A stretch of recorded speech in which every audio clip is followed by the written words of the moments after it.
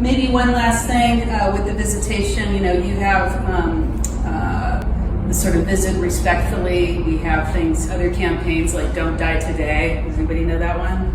Yeah, it's really popular. It's like a sticker. And some people think it's really creepy and dark or whatever, but the message gets across.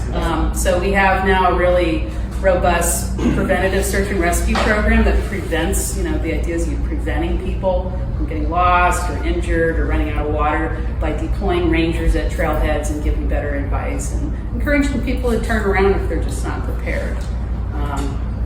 So continuing to work with the community and partner on that. I know, I can't remember if it was the town of Joshua Tree that came up with the really cool postcards.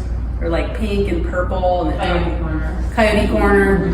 That was a great campaign, and the park loved it. I know at that time there was a lot of interest and concern about putting hammocks in Joshua trees, or you name it. Anything about Joshua trees, people have a lot of concern for, and word got out there very quickly, which was impressive, without really the park doing much, necessarily.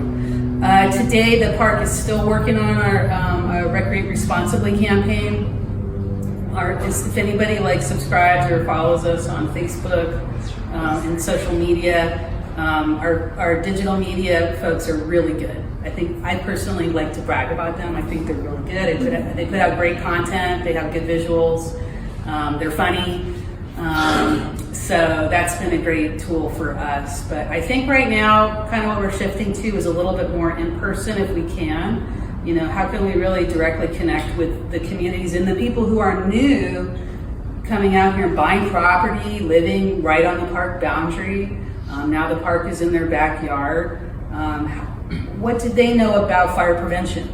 What did they know about wildlife migration corridors? How can we connect with them to share our message and start building these partnerships with our neighbors who are right on our boundary?